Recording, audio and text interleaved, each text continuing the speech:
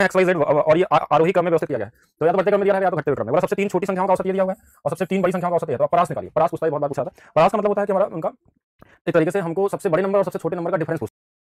यानी सबसे बड़ा अगर ये वाला है और सबसे छोटा ये है तो इनका अंतर क्या होगा, इसी को हम बोलते हैं रेंज। तो हमको क्या करना है, तीन संख्या है तो तीन गुणे में हमारे पास क्या हो जाएगा 28 माइनस में 22, बस इतना ही करना है। जो ये तीनों औसत है इनका डिफरेंस में तीन का गुणा कर लेंगे। अगर चार संख्याएं होती तो हम क्या करते हैं, चार से गुणा करते हैं। इनका डिफरेंस निकालना है, जो मैक्सिमम डिफरेंस परास होगा। हाँ, अगर इन दोनों औसत का परास निकाल के अगर तीन तीन संख्या है तो तीन से गुणा, चार चार संख्या है तो चार से गुणा, पांच पांच संख्या है तो पांच से गुणा बस कर लेंगे, यही हमारा आंसर होगा। ठीक है, और लास्ट क्लास में इसको हमने बेसिक से भी डिस्कस किया था कि कैसे आता है, क्यों ऐसा करते हैं। ठीक है, नेक्स्ट क्वेश्चन की तरफ चलते हैं। नेक्स्ट क्वेश्चन में क्या बोला, तीनों संख्याओं का औसत 7 है, तो और संख्या तीनों दी हुई है तो जोड़िए, किसमें 7 आ जाएगा, 7 3 10 19 नहीं आएगा, 8 8 16 तो 18 नहीं आएगा, 11 5 5 21 21 में आ जाएगा, ये वाला हो सकता है, 6 4 10 16 नहीं आएगा, तो कौन सा वाला हो जाएगा, सी वाला हो जाएगा। बाकी हम क्वेश्चन पढ़ेंगे नहीं आगे, जब हमको कुछ जरूरत ही नहीं है तो फिर आगे क्यों दिमाग लगाएं। फिर क्वेश्चन में क्या बोला, नेक्स्ट क्वेश्चन देखिए, चार अंकों में आरोही क्रम में रखने पे और ये है सबसे छोटे तीन अंकों का औसत और सबसे बड़े तीन संख्याओं का औसत दिया है, तो परास क्या कीजिए। तीन ही संख्या है तो हम क्या करेंगे, तीन से गुणा करेंगे, तीन का इनका परास निकाल के इनको घटा लेंगे। 25 में जोड़ेंगे हम कितना, 25.5 में 29.5 करना है तो 4 आ जाएगा डिफरेंस, तो आंसर कितना आ जाएगा, 12 आ जाएगा। कितना आ जाएगा, 12 12 आंसर हो जाएगा, 20 का आंसर राइट होगा मेरे हिसाब से, आप लोग आ गया होगा। चलिए नेक्स्ट क्वेश्चन में चलते हैं। तीन संख्याओं का जो औसत है वो 28 है, सबसे छोटी संख्या में 2 जोड़ दिया जाए और सबसे बड़ी संख्या में 5 घटा दिया जाए तो मध्य का अंक समानांतर माध्य हो जाता है, जबकि आंकड़े इस नए समुच्चय का परास 36 है, तो इन तीन संख्याओं के मूल समुच्चय की सबसे बड़ी संख्या क्या होगी। अब ये थोड़ा सा कैलकुलेटिव क्वेश्चन हो गया, तो यहाँ पे थोड़ा टाइम देंगे। कौन कौन, बहुत सारे नए लोग दिखाई दे रहे हैं मुझे, हरीश कुमार, श्रवण कुमार, नीतीश, गोलू, लक्ष्मी कुमारी, पवन यादव, जितेंद्र सिंह यादव, अलग अलग अलग अलग। अब क्वेश्चन को एक बार फिर से पढ़िए, ध्यान से देखेंगे तभी समझ में आएगा। तीन संख्याओं का औसत हमारे पास गिवन है, यदि सबसे छोटी संख्या में 2 जोड़ दिया जाए, सबसे बड़ी संख्या में 5 घटा दिया जाए तो मध्य का अंक समानांतर माध्य हो जाता है। मतलब अगर सबसे छोटी वाले में अगर हम देखिए ऐसे नॉर्मली जोड़ लेते हैं तो ये वाला मान लीजिए तीन संख्या x plus Y plus Z, इसकी वैल्यू 28 गुणे में 3 दिया हुआ है। फिर बोला कि इसमें अगर हमने क्या कर दिया, 2 जोड़ दिया और लास्ट वाले में क्या बोला, बड़ी संख्या सबसे मान लीजिए हमारे पास क्या है बड़ी संख्या में 5 घटा दिया, तो ये क्या बन जाते हैं, समानांतर बन जाते हैं, समानांतर माध्य हो जाता है। समानांतर माध्य का मतलब समझ रहे हैं, ये बीच वाली वैल्यू y की जो मान हो जाएगा ना वो x प्लस 2 और प्लस z माइनस 5 का आधा हो जाएगा। ठीक है, तो यहाँ से 2y बराबर आ जाएगा x प्लस z और माइनस में 3 आ जाएगा। हमारे पास एक डेटा ये भी मिल गया। ठीक है, अब हमको क्या करना है, यहाँ से पूछा क्या गया है कि इन तीनों, जबकि आंकड़ों के नए समुच्चय का परास दिया हुआ हमको 36, नए समुच्चय का परास, परास मतलब समझ रहे हैं, नए समुच्चय का परास मतलब कि ये जो नया वाला हमारे पास नंबर है इनका जो अंतर है पहले वाले और लास्ट वाले का, तो इसमें जो हमारे पास नया संख्या बनेगा वो क्या बनेगा, x प्लस 2 बनेगा और लास्ट वाला क्या बनेगा, z माइनस 5 बनेगा, और इनका जो डिफरेंस है ना वो 36 दिया हुआ है। परास परास मतलब जो होता है लास्ट और सबसे छोटे वाले का डिफरेंस। तो यहाँ पे हमारे पास क्या मिल जाएगा, इनका डिफरेंस अगर निकालें तो ये हमारे पास आ जाएगा x और यहाँ z घट जाएगा तो माइनस z, और ये प्लस 5 और 2 जोड़ के कितना हो जाएगा हमारे पास 7 हो जाएगा, प्लस में 7 बराबर में 36। तो x माइनस z की जो वैल्यू आ गई वो 7 जुड़ जाएगा 29 आ जाएगा। x माइनस z की वैल्यू आ गई और हम यहाँ से हमसे पूछा गया इन तीनों संख्याओं के मूल समुच्चय की सबसे बड़ी संख्या ज्ञात कीजिए। मूल समुच्चय मतलब हमको z का मान निकालना है। ठीक है, तो z का मान निकालना है तो हम z का मान कैसे निकाल सकते हैं, x की वैल्यू हमने यहाँ से रख दिया, x की वैल्यू हमारे पास आ जाएगी 29 प्लस z, तो यहाँ आ जाएगा 29 प्लस z माइनस में 3, और ये आ जाएगा हमारे पास 29 माइनस में 1, अच्छा नहीं 29 है ना, z 2 जैसा दिख रहा है तो थोड़ा कंफ्यूज कर देगा, 29 में घट जाएगा 26 प्लस z आ गया, और ये वैल्यू हमारे पास 2y के बराबर है। अब हमारे पास एक डेटा ये भी दिया हुआ है पूरा का पूरा। ठीक है, ये वाली वैल्यू हमारे पास गिवन है, यहाँ से देखिए, अब इसको थोड़ा सा मैं मिटा देता हूँ। अब ये वाली वैल्यू हमारे पास गिवन थी पूरी की पूरी, x plus Y plus Z की वैल्यू हमारे पास दिया हुआ है। तो यहाँ से अगर हम y का मान निकालें, ठीक है, अगर y का मान निकालें तो 28 गुणे 3 हमारे पास कितना हो जाएगा 84 माइनस में x और माइनस में z। ठीक है, और x का मान हमारे पास ऑलरेडी है यहाँ पे। ठीक है, तो y की वैल्यू कितनी आ जाएगी 84 माइनस में x, और इसकी वैल्यू रखेंगे तो ये माइनस 29 और माइनस में z आ जाएगा। ठीक है, हाँ माइनस 29, और ये ऑलरेडी यहाँ पे हमारे पास क्या है, z एक बार पहले से पड़ा हुआ है। तो y की वैल्यू हमारे पास एक्जैक्ट वैल्यू आ जाएगी कितनी, 84 में से 29 चला जाएगा तो ये 14 में से 9 गया 5 और 7 में से 2 गया 5 और माइनस में x माइनस में 2z। अब ये वैल्यू हमको यहाँ रखनी होगी। अच्छा, x की वैल्यू हमने रखी है ना, तो x तो यहाँ से खत्म हो जाएगा ना, ये तो हमने भूल गया हम लोग, ये वैल्यू तो यहाँ रहेगी नहीं, तो सिर्फ हमारे पास 55 माइनस में 2z, तो ये हो जाएगा 110 माइनस में 4z बराबर में 26 प्लस z। ये z इधर चला जाएगा और ये 25 इधर जुड़ जाएगा, घट जाएगा, तो 110 में अगर हम घटा लेते हैं तो हमारे पास आ गया कितना 26, 4 हो गया, और यहाँ पे 0 है, और ये हमारे पास 10 में से 2 गया 8 बराबर में 5z। तो z की वैल्यू हमारे पास आ जाएगी, ये पॉइंट में चली गई, मतलब कहीं पे गलत कर दिया क्या हम लोग, ट्रिक से भी बताते हैं। ठीक है, ट्रिक से तो बताएंगे ही बताएंगे, थोड़ा वेट करिए, पहले इसको लगाना तो सीखिए, क्योंकि पिछला जो क्वेश्चन था उसका थ्योरी हमने पिछले क्लास में देख लिया था, इसलिए मैंने डायरेक्ट आपको लगाना सिखा दिया। लेकिन साथ में आपको ये जानना जरूरी है कि क्यों ऐसा हो रहा है, क्योंकि आप फिर बाद में कंफ्यूज होंगे। ट्रिक से मैं तो अभी बता दूंगा, फिर आप करेंगे क्या, क्वेश्चन में चेंज हो गया तो, इसलिए साथ में हम हर एक चीज़ को सीखते हुए चलेंगे। ठीक है, साथ में जानना जरूरी है कि कैसे हो रहा है वो। और पहले तो आंसर नहीं आया, अभी तक गलत ही आंसर आ रहा है हमको, ऐसा लग रहा है कि मैच आंसर किया नहीं इसमें।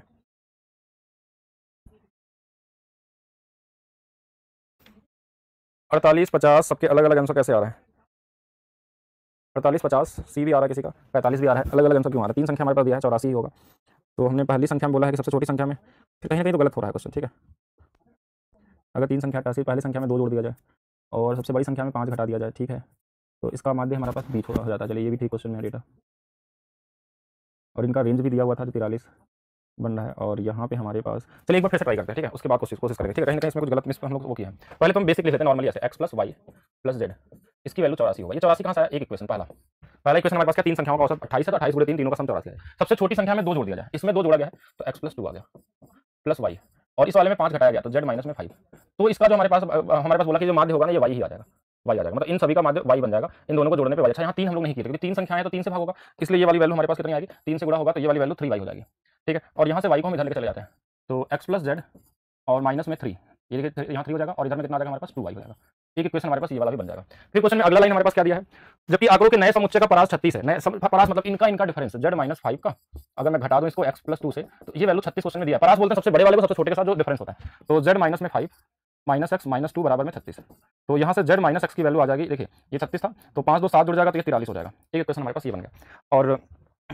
अब देखिए यहाँ से हम क्या कर सकते हैं कि दो चीजें हमको पता चल गई, एक ये वाली वैल्यू और एक ये वाली वैल्यू और एक ये वाली वैल्यू, और हमको चाहिए क्या,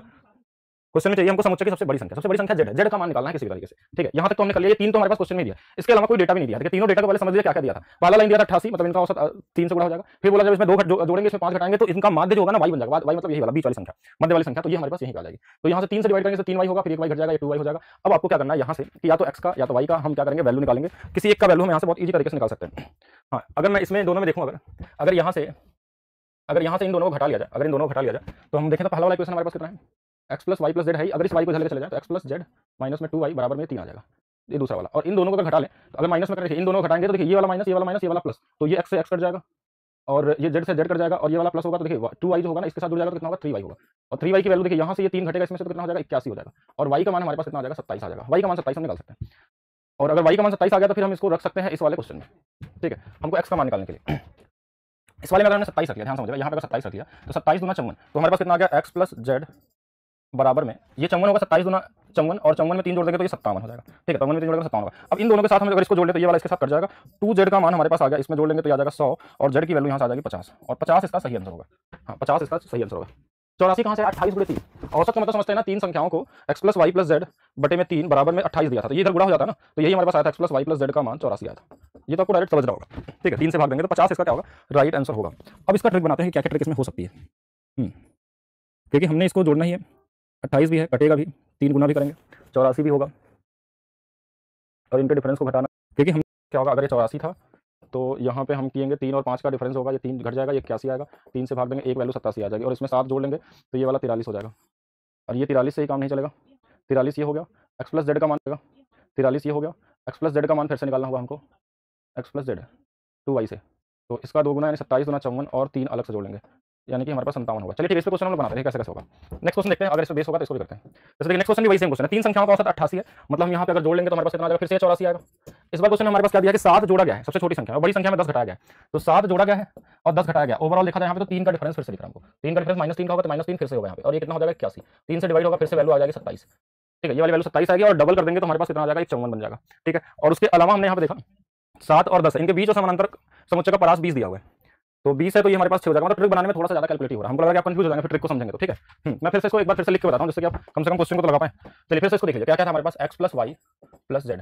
तो इसके बटे में 3 था और 28 इसका मान था, तो हम डायरेक्ट लिख रहे हैं यहाँ पे 84 पहला क्वेश्चन। फिर क्वेश्चन में क्या बोला, अगर हम सबसे छोटी संख्या में 7 जोड़ दें और बड़ी संख्या में 10 घटा दें, सबसे छोटी संख्या ये वाला ले लें और इसमें 7 जोड़ दें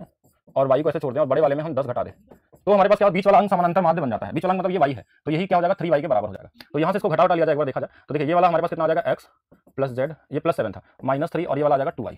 ठीक है, और इसको मैं ऐसे भी लिख सकते हैं x plus Z minus 2y बराबर में 3, और इसके साथ अगर इसको रख लें x plus Y plus Z बराबर में 84, तो देखिए इनको अगर हम जोड़ें तो देखिए ये वाला तो हमारा कट जाता है इसमें माइनस माइनस माइनस में। ठीक है, तो ये वाली वैल्यू हमारे पास कितनी आ जाएगी, ये इसके साथ ये इसके साथ ये इसके साथ, मतलब हमारे पास 3y की जो वैल्यू आ जाएगी वो 81 आ जाएगी और y का मान आ जाएगा 87। ठीक है, एक तो डेटा ये दिया था और एक डेटा हमारे पास दिया हुआ था इसके बाद वाला कि देखिए नए आंकड़े में समुच्चय का परास 20 है, मतलब इनका परास 20 है, इनका अंतर 20 है, मतलब z में से अगर 10 में से घटा दिया जाए -x -7 तो इनकी वैल्यू 20 दिया हुआ है, तो z माइनस एक्स की जो वैल्यू आ गई ना ये दोनों जुड़ जाएंगे, इसमें कितना हो जाएगा 37 हो जाएगा, ये 37 हो गया। ठीक है, ये वाली वैल्यू 37 आ गई, तो एक इक्वेशन हमारे पास आ गया कितना, z माइनस एक्स की वैल्यू 37, और दूसरा इक्वेशन हमारे पास यहाँ से निकलेगा 27 गुना ये हमारे पास कितना होगा 54 और 3 57 आ जाएगा, तो यहाँ से हमारे पास x प्लस जेड का जो मान आएगा वो हमारे पास 57 आ जाएगा, यही होगा ना 27 गुना 54 3 57,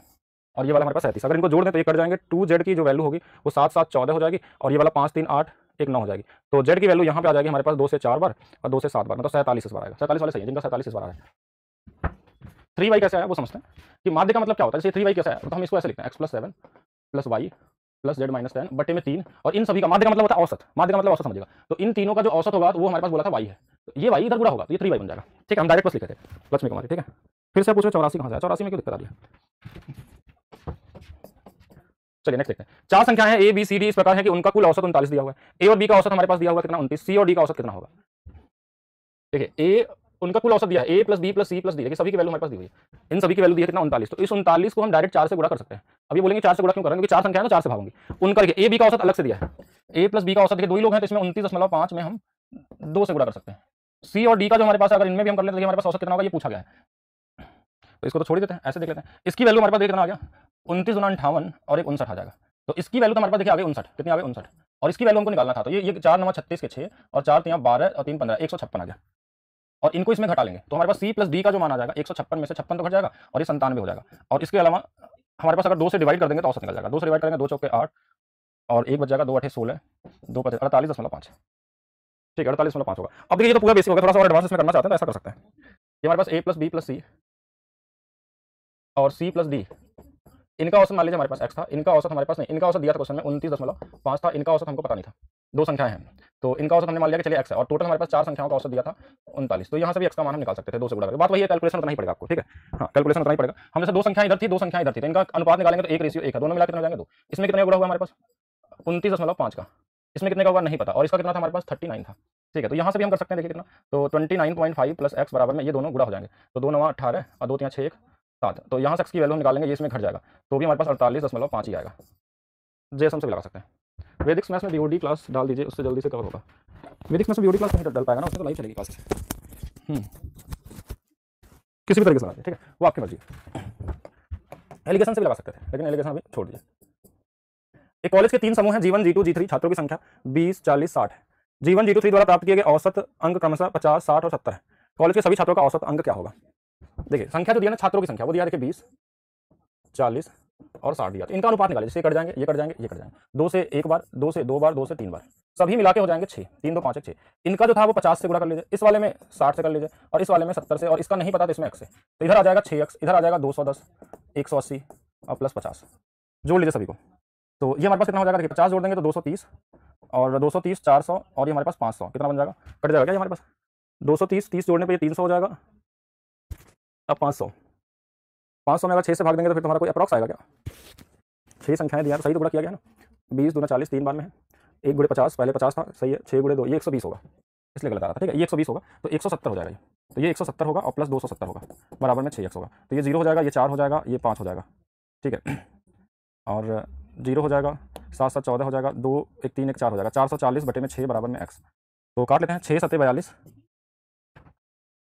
अभी भी गलत हो रहा है क्या, ये ऐसा क्या कर दिया हम लोग कि हर बार आंसर चेंज हो जा रहा है। अच्छा आज मल्टीप्लाई हमारे गलत हो रहा है, मैं पिछले हर क्वेश्चन से मैं देख रहा हूँ कि गुणा ही गलत हो रहा है सुबह से ही, ऐसा कैसे हो सकता है। अब गुणा नहीं करेंगे, फिर अगर गुणा गलत हो रहा है तो गुणा वाला तरीका छोड़ देंगे, ठीक है कोई दूसरे तरीके से बताते हैं आपको जिसमें बिना गुणा करने के लिए। इसका था 50%, इसका था हमारे पास 60% और इसका था हमारे पास 70%। तो जब भी आंसर होगा ना 50 से ज़्यादा ही आएगा, देखिए 50 तो आना ही आना है, 50 से ज़्यादा ही आएगा, 70 से कम होगा। तो ये 50 से कितना ज़्यादा, अभी हमने सिखाया था पहले दिन क्लास में 10 ज़्यादा है, ये वाला कितना ज़्यादा है 20 ज़्यादा है, तो ये 10 ज़्यादा है तो 10 में 2 लोग हैं तो ये हो जाएगा 20, और ये वाला 20 ज़्यादा है तो 20 यहाँ 60, ये टोटल ज़्यादा होगा, कितने लोगों में बांटना है 3 2 5 1 6 लोगों, तो ये हमारे पास आ जाएगा कितना 50 प्लस 80 बटा में 6, यही हमारा आंसर हो जाएगा। अब इसको हम काट लेते हैं 50 प्लस 40 बटा में 3, तो ये हमारे पास इसमें कर जाएगा तो 13 बार जाएगा, 50 13 मतलब 63% के पास में आएगा, अप्रॉक्स आएगा, एक्जैक्ट वैल्यू तो आएगा ही नहीं, ठीक है जब भी आएगा क्या आएगा। हाँ मैंने दूसरा तरीका बता दिया इस बार, जे समझे से बताया था ना लास्ट टाइम, बराबर बराबर बांटना, सभी को बराबर बराबर बांटना ही हमारे पास क्या होता है। देखिएगा क्या ये सही है, समझ गए, प्रोबेबिलिटी जब आएगा तब करा दिया जाएगा, प्रोबेबिलिटी जब आएगा तो बताया जाएगा, 63 के आसपास आएगा, अप्रॉक्स आएगा, पूरा नहीं आएगा, ठीक है। इस तरीके से कर लीजिए, लास्ट टाइम हमने किया था ना कि जो सबसे छोटा नंबर उसको औसत मान लीजिए, बड़े वाले को देखिए कितना ज्यादा है 10 ज्यादा है, ये 20 ज्यादा है, लेकिन ये 10 अकेले नहीं, इसमें 2 लोग हैं तो 2 से गुणा करके 20, ये 3 लोग हैं तो 60, इन दोनों को जोड़कर 6 सब में बराबर बराबर बटेगा जितने लोग होते हैं, क्योंकि औसत में कोई शामिल होता है तो सबको इक्वल इक्वल मिलता है, तो सबको कितना आ जाएगा 63%, लगभग 30%, एक्जैक्ट वैल्यू नहीं है क्योंकि पॉइंट में आएगा। नेक्स्ट देखिएगा, रीना द्वारा 16 परीक्षाओं में प्राप्त अंकों का औसत 26 है, श्रेया द्वारा अब तक प्राप्त अंकों का औसत 24 है, लेकिन उसने अब तक केवल 12 परीक्षाएं दी हैं, 2 अभी बाकी हैं उसके, 4 बाकी हैं अभी। तो रीना को सामान्य प्रदर्शन करने के लिए श्रेया को शेष 4 परीक्षाओं में औसत कितने अंक प्राप्त करने होंगे, ठीक है।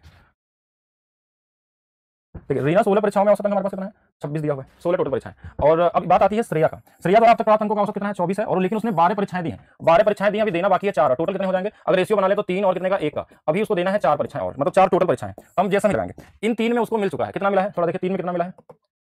और हमारे पास टोटल हम लिख लेते हैं 4, इन 4 की वैल्यू हमको चाहिए कितना 26, टोटल हमको चाहिए कितना 26, क्योंकि 26 है पूरा, और इसको अभी तक 3 परीक्षाओं में 24 तक तो मिल गया है, 3 तक में 24 मिल गया है, शेष 4 में कितना चाहिए, ये जो बचा हुआ 4 है ना इसमें कितना लाना होगा इसको, तो इसमें सीधा सीधा कर लेते हैं 3 गुणे 24 प्लस इसमें मान लेते हैं अगर x है तो ये हमारे पास क्या होगा 1 गुणे में x बराबर 4 गुणे में 26, तो यहाँ से x की वैल्यू आ जाएगी, 4 का गुणा कर देंगे तो हमारे पास 25 चौके 100 और 104 हो जाएगा, और ये 24 यहाँ 72 इसमें घटा देंगे, और ये वाली वैल्यू हमारे पास आ जाएगी। देखिए 72 में 28 और 4 कितना आ जाएगा 32। कितना नंबर लाना होगा उसको 32 लाना होगा। ठीक है, शेष में कितना लाना होगा 32 लाना होगा। इतना कर सकते हैं, ईजी है। एवरेज भी लगा सकते हैं, एलिगेशन भी, एलिगेशन से भी हो जाता है। हेलो हेलो, हाँ बताइए। अच्छा, भेज दीजिए। देखना पड़ेगा एक बार। 15 था और दोनों का जो मिला के औसत था ना वो 14.28 था। अब इन दोनों से अनुपात जो निकलता है ना, ये लड़कियों का, ये लड़कों का। तो ये देखिए 15 से कितना कम है तो हम बोलेंगे 28 है, तो ये 72 हो जाएगा। कितना हो जाएगा 0.72। और ये 13 से कितना ज़्यादा है 1.28 ज़्यादा है, यही तो होगा ना।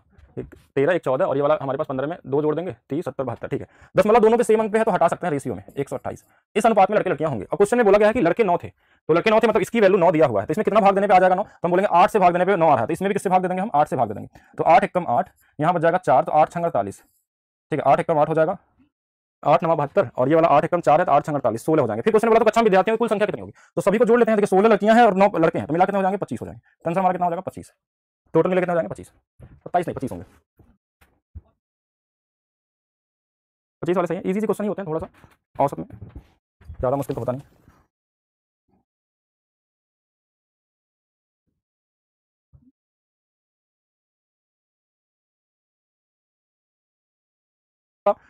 प्राप्तांक का माध्य दिया है 16, 3 लोग ऑलरेडी हैं जिनका 16 है और इसमें 2 नए लोग आ रहे हैं, भाग लिया है। और 5 विद्यार्थियों का हमको कितना बढ़ाना है 3 और बढ़ जाना चाहिए, 3 इंक्रीज होना चाहिए। मतलब वो दोनों 16 16 तो लाए ही लाए, 16 16 तो लाए और 3 और बढ़ा भी देना है, 3 और बढ़ जाना चाहिए। तो 3 अपने लिए तो बढ़ाएंगे ही बढ़ाएंगे, ये लोग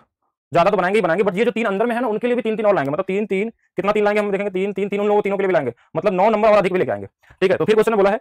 नए छात्र को जो दूसरे नए छात्र से कम अंक प्राप्त करता है तो कम से कम कितने अंक प्राप्त करने होंगे। ठीक है, तो ये नंबर हमारे पास तो लाना ही लाना है हमारे पास। ठीक है, नंबर तो एक का 16 3 19 2 कितना आ जाएगा हमारे पास 22 हो जाएगा, और एक का 16 22 3 25 आएगा, एक का 25। देखिए एक तो ज्यादा एक को कम लाना पड़ेगा, इसमें कोई क्वेश्चन नहीं बोला कि एक का ज्यादा है एक का कम है, तो कम से कम एक को 22 लाना होगा, एक को लाना होगा कितना 25। तो कॉमन तरीका है सोचने का, बस एक जैसे मैंने क्या बताया कि औसत हमेशा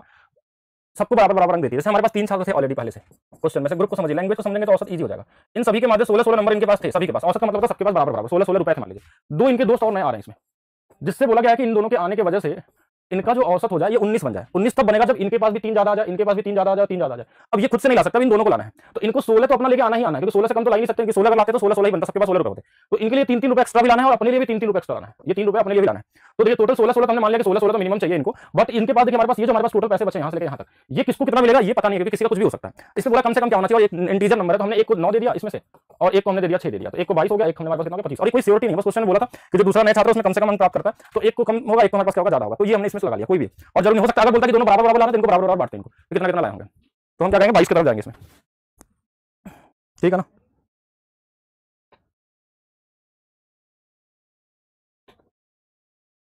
ठीक है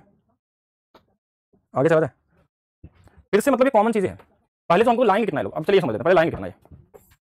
आइए मैं देखता हूँ, अपने दिमाग को दौड़ाइए,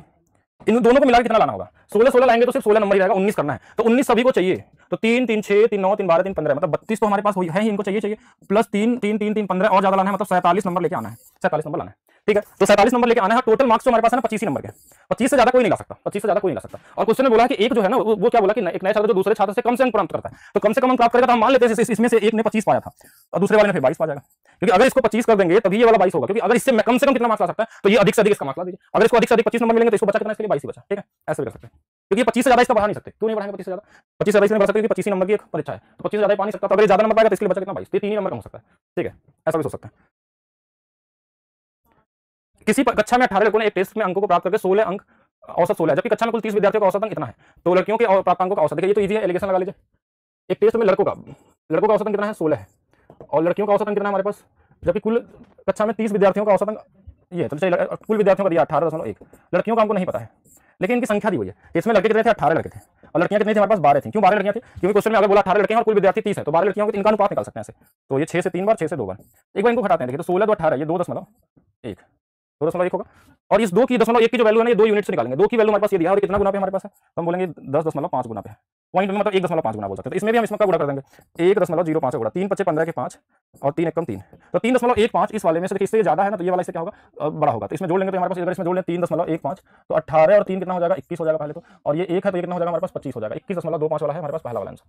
ठीक है, पहला वाला। अच्छा, इसके अलावा भी सोच सकते हैं, एलिगेशन अगर आप नहीं सोच पाते ना तो ऐसे सोचिए, बॉयज एंड गर्ल्स जो शुरू में मैंने बताया था, बॉयज हमारे पास 18 हैं, लड़कियां कितनी हैं 12 हैं, तो काट लीजिए 6 से 3 बार, 6 से 2 बार, सब मिला कितने होंगे 5 होंगे। लड़कों का औसत क्वेश्चन में दिया 16, 16 से गुणा कर दिया, लड़कियों का नहीं दिया, x से गुणा कर लीजिए, टोटल दिया था 18.1, तो इससे गुणा कर लीजिए, तो 16 3 48 प्लस 2x बराबर में 18 5 90 और 5 एकम 5,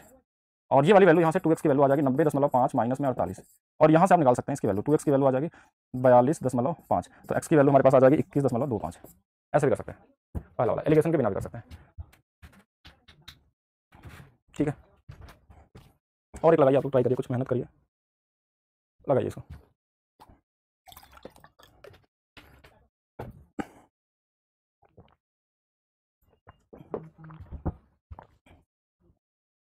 दिल्ली मेट्रो बंदी नहीं हुई थी इस बार, ठीक है, जितेंद्र कुमार, मेट्रो लगातार चल रही है, लॉकडाउन में मेट्रो नहीं बनती। कुल 45 अंकों वाली परीक्षा में 3 छात्रों के अंकों का माध्य 38 है, 2 नए छात्र परीक्षा में भाग लिए, उस नए छात्र द्वारा प्राप्त किए जा सकने वाले सबसे कम अंक क्या होगा, अगर दूसरे छात्र कम से कम अंक प्राप्त किए हों, जिसमें 5 छात्रों का कुल 40 होगा। देखिए फिर से वही पुराना वाला कॉन्सेप्ट, 3 छात्र ऑलरेडी थे हमारे पास जिनका 38 माध्य है, पहले से 38 रुपये रखे हुए हैं, तो जो नए वाले दो आएंगे ना, जो नए वाले दो आएंगे ना, तो इनको 38 तो लेके आना ही आना है। क्यों 38 आना है? क्योंकि इनका 40 औसत करना है। 40 औसत करने का मतलब है कि 2 यहाँ भी ज्यादा लाएंगे, 2 यहाँ भी लाएंगे, 2 इनके लिए भी जुटा के यही लाएंगे, मतलब इन तीनों के लिए भी 2 लाएंगे और अपने लिए भी 2 लाएंगे, मतलब 38 कितना हो गया हमारे पास, 38 76 हो गया, और 2 2 4 2 6 2 8 2 10 10 हो गया ना, तो 10 और जोड़ लीजिए, मतलब इन दोनों लोगों को मिलकर लाना होगा 86 नंबर। इस 86 में जो मैक्सिमम वाला होगा ना, मैक्सिमम वाला वो 45 अंकों की परीक्षा है तो 45 ही ला सकता है मैक्सिमम, तो जो घट जाएगा इसमें से मतलब 1 और यहाँ से घट जाएगा तो 4, जो कम वाला होगा ना वो 41 ला सकता है, बस कम वाला कितना लगेगा 41 लाएगा, ठीक है ना, 42 41। जब भी कोई ग्रुप में शामिल होता है तो अगर औसत को बढ़ाना है ना, तो जितना उनका औसत हो उतना तो लाना ही उनको, उससे जितना बढ़ाना है वो मार्क्स सबके लिए लेके आना होता है, वो 1 लोग होंगे या 2 लोग होंगे तो भी वो 2 लोग मिला के लाइए सबके लिए, या तो फिर अकेला होगा तो यही अकेले लाएगा सबके लिए, ठीक है, ये सबसे ज्यादा जरूरी है। रघुवीर द्वारा 12 टेस्टों में प्राप्त अंकों का औसत 25 है, रुमिला अब तक के औसत में 23 अंक, लेकिन उसने केवल 8 टेस्ट दिए, तो रुमिला ने जो 8 टेस्ट दिया है और 4 टेस्ट बाकी है, तो अनुपात कितना आएगा 2 और 1 का बराबर में 3, इन 2 टेस्टों में उसने 23 औसत पा ली है, इसमें लाना है उसको x औसत, जिससे उसका औसत हो जाए 25, तो 23 गुना 46 प्लस x बराबर 25 यहाँ 75, तो x की वैल्यू आ जाएगी, ये घट जाएगा इस 4 वाले में, तो यहाँ से 4 और 29 नंबर लाना होगा, ठीक है।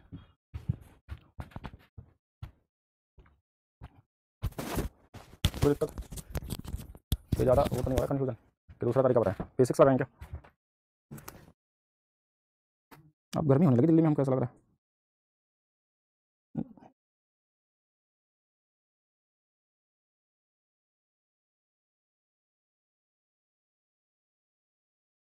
पच्चीस औसत लाया है अंकों को, 25 इस बारे में 25 पाया है, लेकिन टोटल 12 टेस्ट थे और जिसमें से 8 टेस्ट इसने दे दिया है और 4 टेस्ट बाकी है, और कोई दूसरा लड़का है रघुवीर जो 25 औसत लाया है अंकों को, 25 इस बारे में 25 पाया है, लेकिन ये दूसरा है हमारे पास रुमेला जिसने 8 टेस्ट में 23 ही नंबर लाए हैं, और इसमें कितना और नंबर ला दें कि इसका भी हमारे पास जो 12 टेस्ट है इसमें 25 ही आ जाए,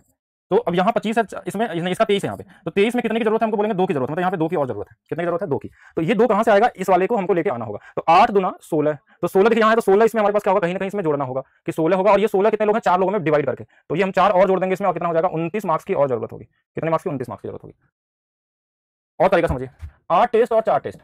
रेशियो बना लीजिए 2 और 1 का अनुपात, दोनों मिलाकर टोटल 3 टेस्ट है, इस 2 की वैल्यू 23 दिया था, 1 की वैल्यू आपको नहीं पता था, और इसकी वैल्यू भी दिया है 25 चाहिए हमको, तो इनका इसमें गुणा, इसका इसमें गुणा, इसका इसमें गुणा, तो ये 46, ये वाला x और ये वाला 75, तो यहाँ से भी x का मान 29 ही आएगा, ठीक है, ऐसे कर सकते हैं, सबसे ईजी यही होगा।